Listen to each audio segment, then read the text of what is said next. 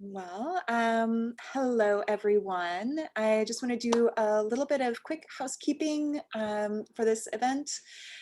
So this event is being recorded, as you all probably have been notified when you joined the room, and it will be archived on our YouTube channel. So if you want to come back to this, or if you want to share it with someone later, you'll know where to find it. There is also closed captioning available. So by clicking the closed caption button at the bottom of your Zoom screen, you will be able to get a view of that. And if you have any questions about how to, access the closed captioning, or you need help in any kind technically, you can enter those questions into the chat, and Devin, our marketing manager, who is making all the magic happen behind the scenes today, will work with you to figure that out. And if you have any questions, comments, kind words for the artists or curators, feel free to also post them in the chat at any time during this program. We have some time set aside at the end to answer questions. Additionally, I would like you to remind yourself after we get started to keep yourself muted and to keep your video off while the presentation is happening. And I think that's all of the housekeeping we have to do. I guess I should introduce myself. If I haven't met you before, hello. My name is Karina Reynolds. I'm the Executive Director of Center for Book Arts. I'm delighted to be here with you all virtually, and to see so many familiar faces and also so many new faces. So welcome to Center for Book Arts. And I am delighted to welcome you to this online virtual opening of our 2021 spring exhibitions. Tonight, we are celebrating Interspecies Futures, curated by Oscar Salguero, Veiled Taxonomies by Betsy Stirratt, and Lights, Tunnels, Passages, and Shadows by Maureen Katbagan. These works, on view through June 26th at our Manhattan galleries, embody the links between the human and the non-human, and the habitat, through light and object and hybridity. And it wouldn't be possible without the grace and labor of Jenna Hamed, our programs manager. You'll be seeing her handiwork throughout this program. She's the one behind the camera as we tour the galleries. And also a huge thanks to Zoe Katz and Slavko Jurek for their help with the installation and with the exhibition, as well as Mike and Ken from FIT, Isabel Chang and Fernanda Penfold Perez for their design assistance. It is so wonderful to see so many of you here for the kickoff of a very busy season ahead, including the accompanying public programs for these exhibitions, our History of Art series curated by the Black School, and our Spring Broadside Reading series organized by Purvi Shah. At CBA, we are committed to keeping our programming accessible and available, and a contribution of any amount helps us to continue this work. We've grown so much over the last 13 months of the pandemic, and we can't wait to celebrate with our global community at our very first ever virtual benefit on May 11th. Head over to centerforbookarts.org/benefit 2021. Devin, do you want to pop that in the chat? To purchase tickets, tax deductible, or to make a one-time donation, whether it's $5, $50, $500, or who knows, 5 million. Let us know that you are contributing to the vibrancy of the book arts and all that we make and do collectively together. I would also like to thank our sponsors and cultural partners who provide foundational support to the center. Center for Book Arts is supported in part by public funds from the New York City Department of Cultural Affairs in partnership with City Council. Additional funding for Center for Book Arts visual arts and literary programs is provided by the New York State Council on the Arts. CBA's program marketing is made possible by the New York State Council on the Arts under Governor Andrew M. Cuomo's Regional Economic Development Council initiative. And thank you to all of you for being here and for sharing this space with us. And with that, I will pass it on to Oscar in another place. Thank you, Karina. So I am very happy to be invited by the Center for Book Arts to present Interspecies Futures. And this show started basically from my fascination by all of these books that have been produced in the last few years related to by artists in terms of like what can happen with other species and humans as we move forward in this very crazy century. So this is a collection of this new wave of artists who are using things like speculative fabulation and design fiction in order to tell their stories and to let us imagine with them about these possibilities. What is quite interesting is that they are, even though they're very young, they're turning to the book as their medium of choice to tell their narratives. So we're in a very complicated times. You know, there's COVID-19 itself, a interspecies transmitted virus. We're in an era where genetic manipulation is is moving extremely fast, and also climate change can wipe out millions of animals in a matter of days. So here's where these portals, these books act as portals into new possibilities. So on the first table, there's a collection of 9 books that I have identified from the last 5 years. And these are anything from master thesis projects by students to photo books, catalog shows, catalog presentations, and even interspecies music sort of presentations. Like there's ones with records and USB ports. And the range is incredible. You know, there's one about synthetic tiger genitalia, in reaching immortality via a jellyfish, gene drive, and so on. The stories are incredible. The second small table that is right next to it is featuring 5 books that were specifically commissioned for this show. So these are all from 2021. Now, what is incredible about this collection is that all of these artists that you see here, in majority have never done any artist book before. So this was a challenge to them. How can they tell their stories that I have been following in the last few months, and give them the chance? How can they present that as a book? So the stories go from non-flowers, which is a synthetic lure for pollinators, to the Pink Chicken Project by Non-Human Nonsense.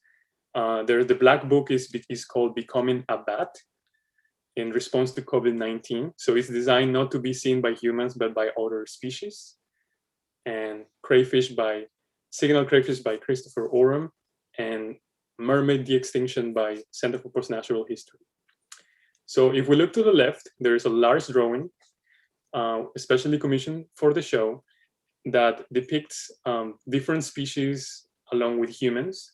And it represents the idea of the circle of life, but also the circle is a very important figure here because it represents also the cells, a petri dish, or a planet, a microscope lens, telescope lens, or the eye.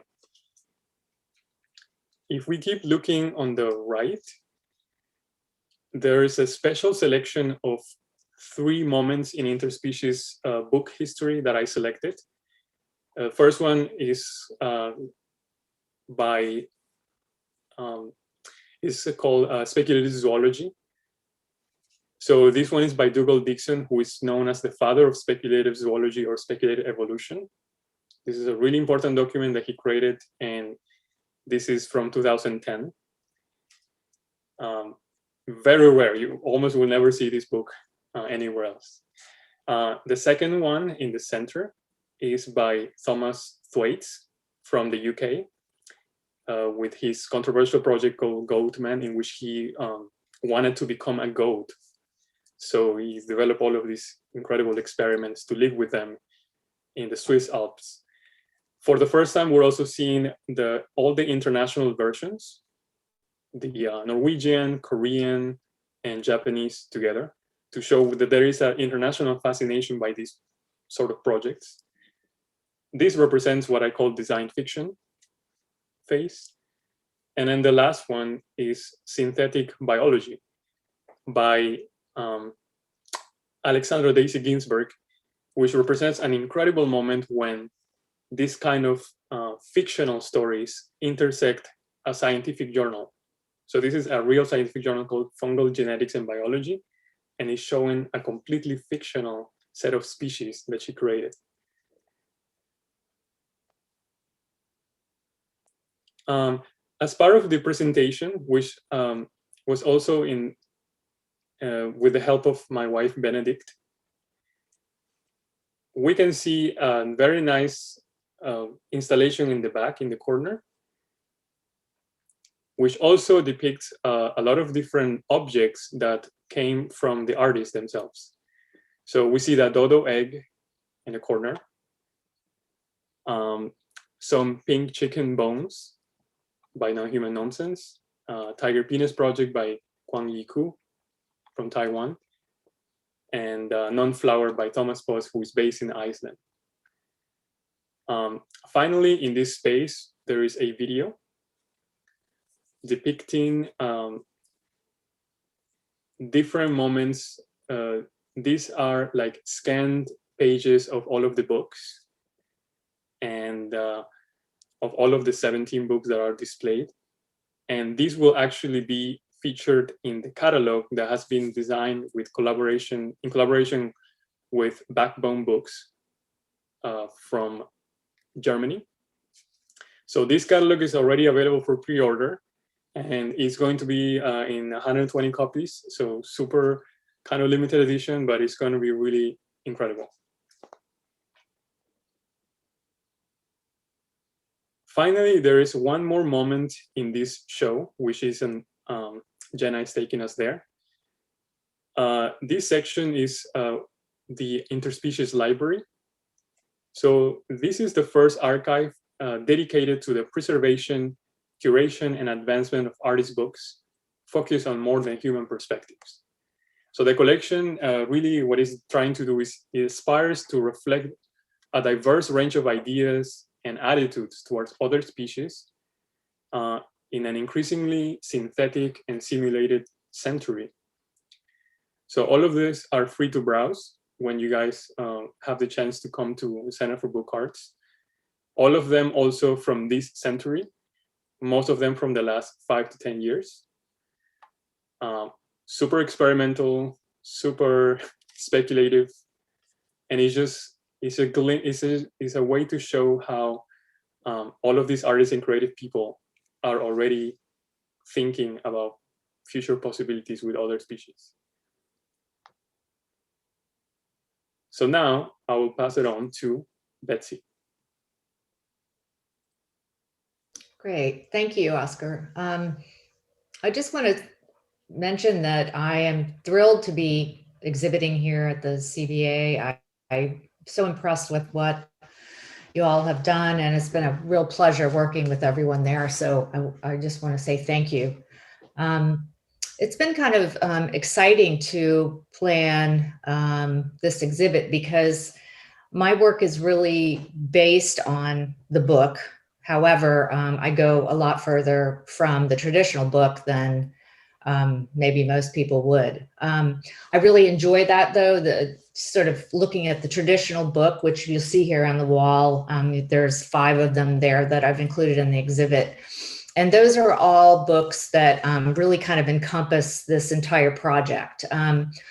While they look traditional, and they are really pretty traditional inside, there's text and everything else.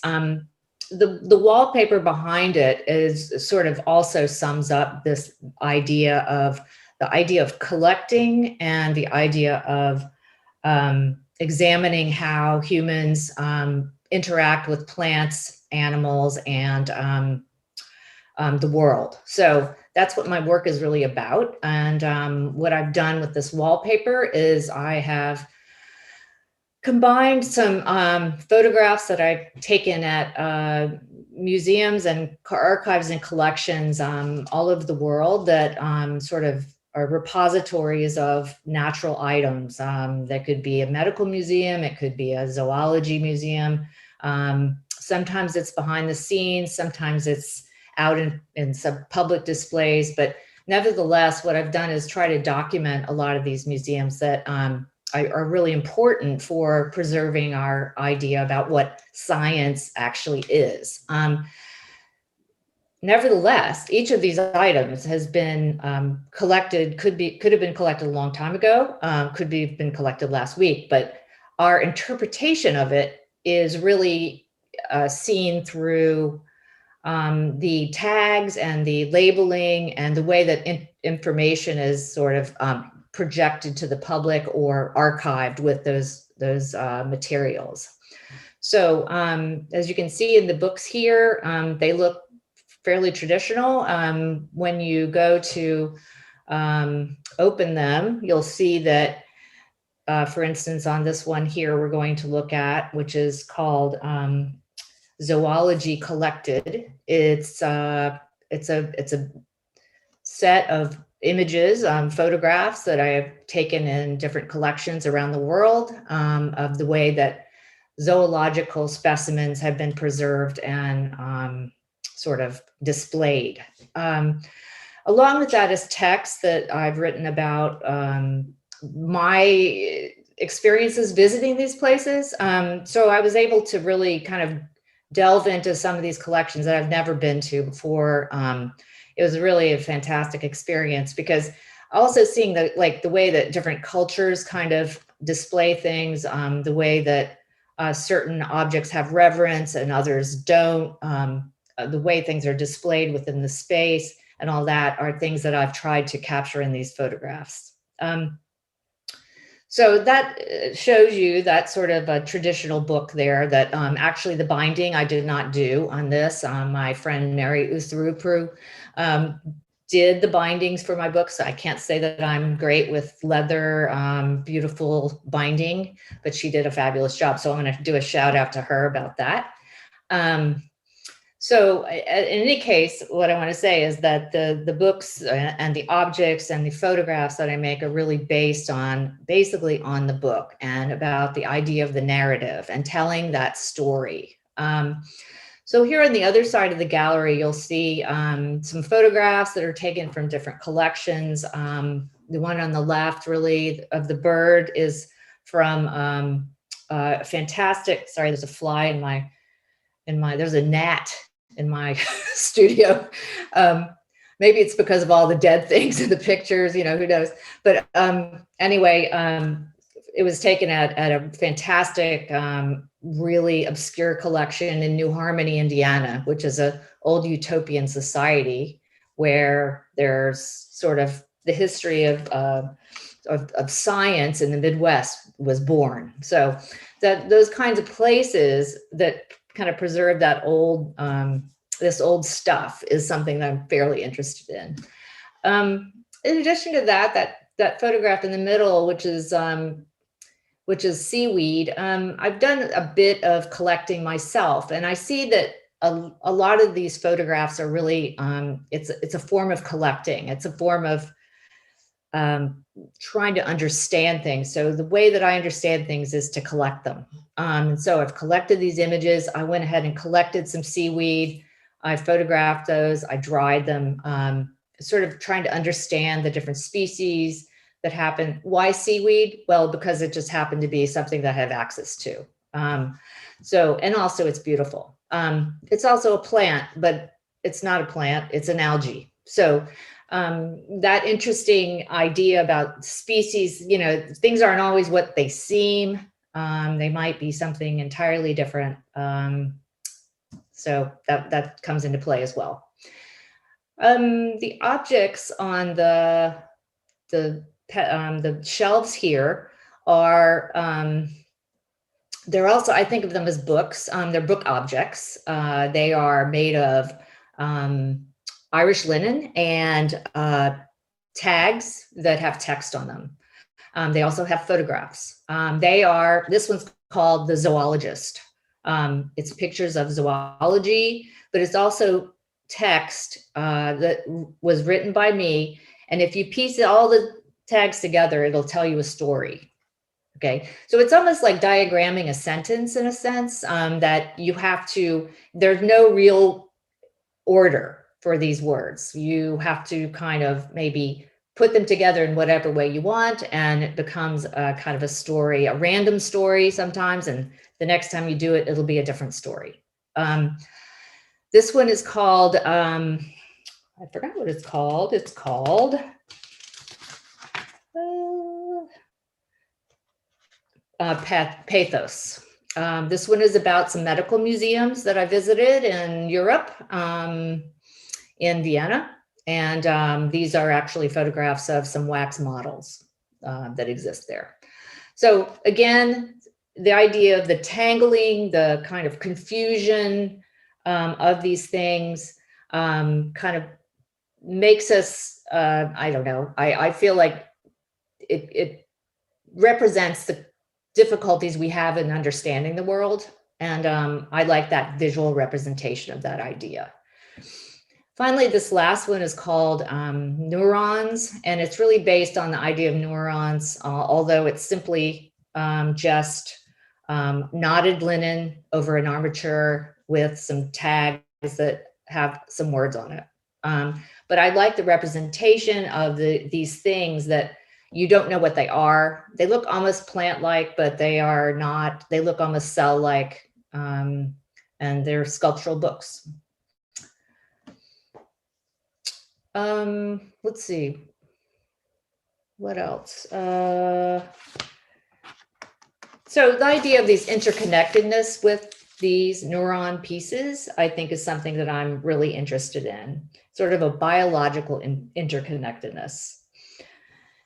Let's see. Also, we have a video, right? Or should we look at that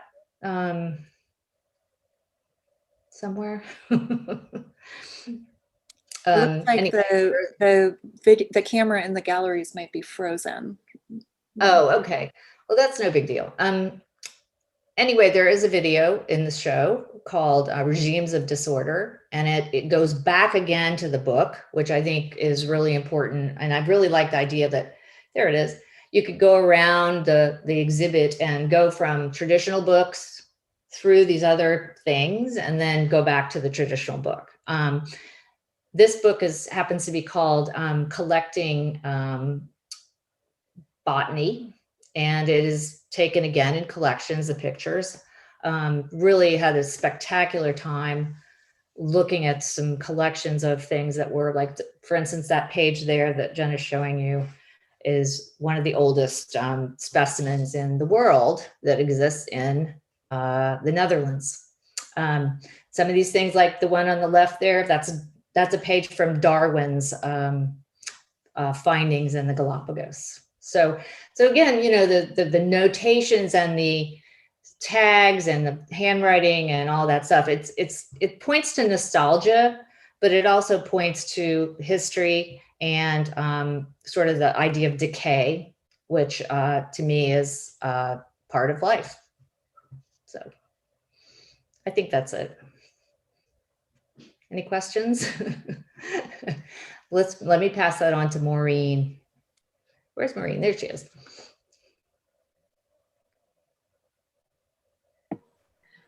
Okay. Yes, I wanted to thank Center for Book Arts for giving me this opportunity to be part of such a great organization that is very inspiring. Every time I go, like, I've gone to a couple of shows here, and I just like, I can't believe how people come up with these different foldings and foldings and all of that, and this sort of pushes me to sort of rethink the book in a certain way. And so I approached the artist folio in like, I was thinking about it more like as an architectural conversation, and it was great to segue from the concept of museum as collection to a different entry point with the museum as this sort of receptacle for our cultural experience, of our reality and all of that, and more like focusing on its support structures, like sort of the architecture, the corners, the passages, things that people don't really notice in a museum, kind of how the universe is partly material, but mostly made out of dark matter, this like invisible force that holds everything together. So I created this photograph series. I also work in a museum, so this was a meditation for me to like look at the shadows and the corners and the passages and other museums that it's kind of funny when people look at me because I'm not photographing the work. Sometimes I'm photographing like the side stairs and all of that. And sort of, I use that as a entry point to like transforming it into something else, into changing the frame and extending the frame. So this folio is called Dark Matter, Lights, Tunnels, Passages, and Shadows, sort of to move that dark matter and sort of sensorially feel it. It highlights the stairwells and the shadows that are like objects make, or and also the guards that guard it, and like the notion of labor and invisible labor that adds a support. And so these things are configured, they're kind of fold out, accordion folded in vertical, moved into vertical triple fold outs so that you can move it around. So the images become sort of this dimensionality in space itself, kind of like also a portal or a proposition of how you engage into the image and its position in space. So those are the three foldouts that go into that folio, but they also can flatten, which is the next panel, to one large image in a grid-like way. That's kind of like a wall hanging. And if you go closer and kind of flip one grid, it turns to the other image behind it, and it can be reconfigured in different ways. So it also becomes like sort of this abstract narrative depending on how you manipulate it or move it around. So I wanted the images to become this sort of vital, sort of constant collage that the person interacts with. Yes. So it goes like that. So it can be combined into many different ways. And then the shadow becomes not just a shadow, becomes more like the ephemeral, becomes more of a vibrating presence. That's why I wanted a larger view of shadows itself within the museum. And then the final video piece is a collaboration with another artist, Jevi Joe, who I work with, and we do this performative piece as museum guards, and we enact like our internal life as we look at works and stuff like that. It combines with like sort of calisthenics, philosophical musings, even a little karaoke if you listen to the video. And we have under like Shalea Asghari, she's the musical composer that helps like sort of create this ethereal atmosphere.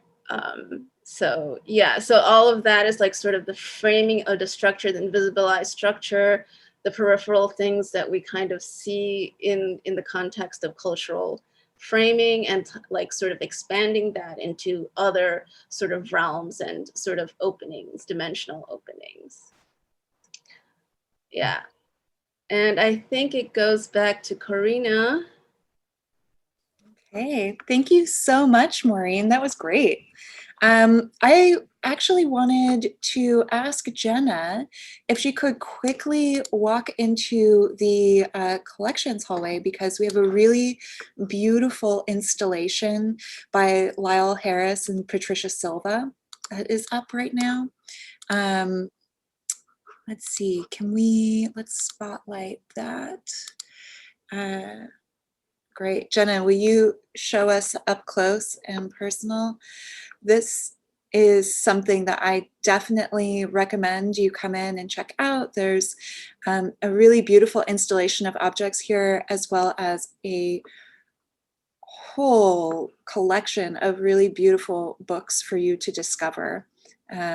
So when you come to view the exhibitions, to see Maureen's work and to see Betsy's work and to see the exhibition that Oscar organized, please also come through and take a look at our featured artist member exhibition.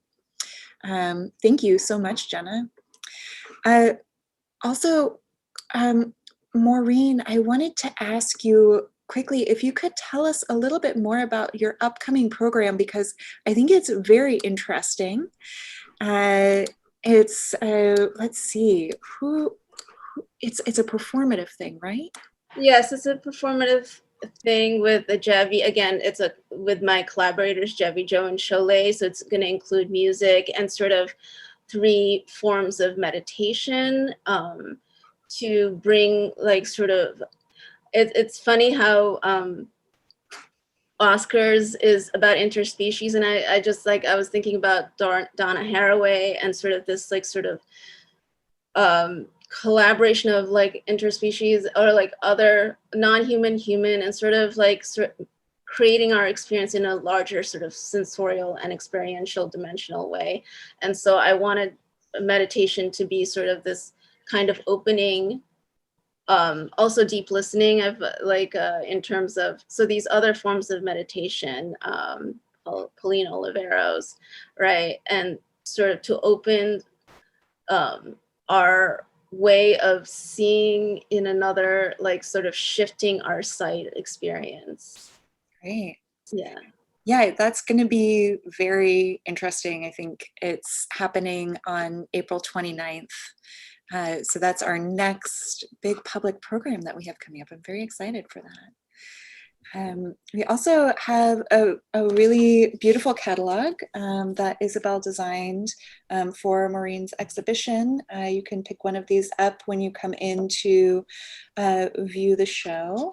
It's really beautiful, has some nice writing about the exhibition, as well as some documentation of the work.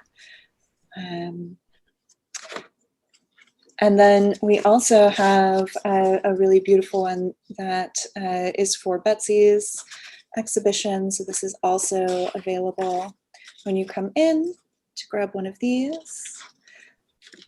And then on June 10th, Oscar is going to be in conversation with the designer Claudia De La Torre from Backbone Books to talk about the making of the Interspecies Futures catalog. So there's going to be some really interesting programs coming up. At this point, I'd like to invite everyone, if you have a question for one of the artists or for Oscar, please pop it in the chat. We can return to gallery mode and have a little bit of social conversation. Are there any questions before I open the floor to the general merriment of getting to know each other?